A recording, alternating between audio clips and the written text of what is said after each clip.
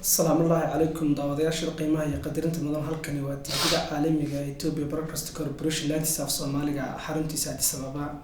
وحنا وركني لسه سني أنا محمد يوسف وركب وجود كورونا وحكم مذا حفيز كأرمى حديث كدولة الأقن كيد الحس كدولة الدين كصوماليا إثيوبيا تبرو قبتي لو كبعنا يا قانط يا حرفة لا يعشى ددوينها وقبتي خبير رضا حديث كأرمى هالدولة tababarkan muddo ka socda 3 cisho madasha xafiiska xiriirka arrimaha dawladda dhaqanka iyo dalxiiska ayaa lagu baranay cashar la xiriira fulinta shaqooyinka dadweynaha tababarkan oo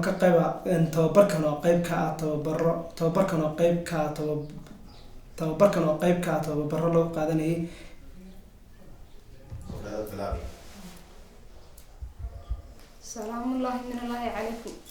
salaamullaahi minallaahi calaykum خير waxaa halkan laga daawanaysan anigoo warka waxa idin soo jeedinaya Hani Cabdi Maxamed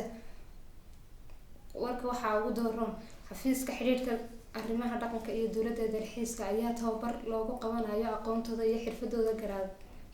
garaadada xiriirka dadweynaha ee heer deegaan loogu qabtay khabiirada xiriirka dadweynaha tababarka oo muddo 3 cisho loogu bixinayay madasha shirarka xafiiska arrimaha dawladda dhaqanka iyo dalxiiska ayaa loogu baraarujinayay la xiriirka fulinta shaqooyinka iyo xiriirka dadweynaha iyo dhisida muuqaalka wanaagsan ee dalku wuxuu tababarkani ka qayb qaadanayaa dardargelinta howlaha shaqo iyo xiriirka dawladda iyo sidii ay ugu wanideen ee dalka iyo deegaanka kuwa higsanayaan warka waxa idin soo jeedinaya anigoo Hani Cabdi Maxamed halkan aad kala socotaan waa EBC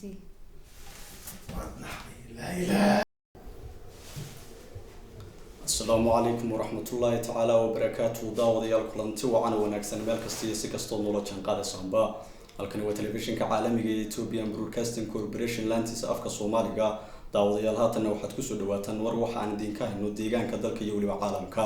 warkana waxa idin soo jeedinaya waa anigoo ah Cabdirasaaq Ibrahim Class Cabdirasaaq Daja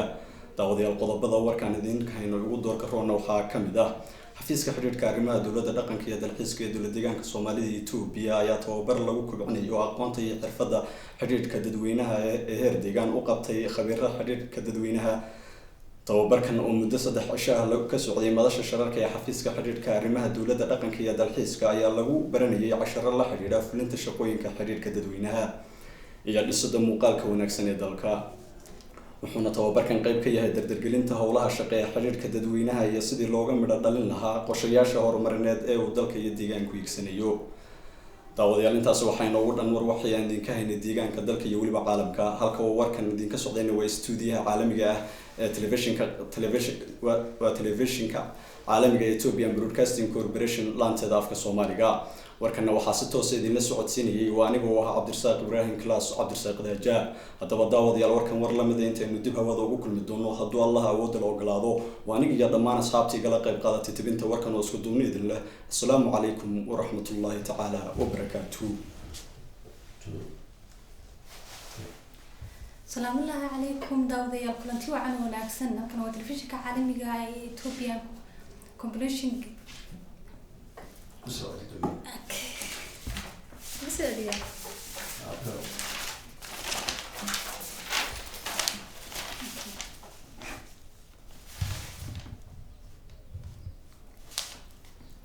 السلام الله عليكم داوديال كلانتي وعنا وناكسن idil hantiin baakan waa telefishinka caalamiga ah ee Ethiopian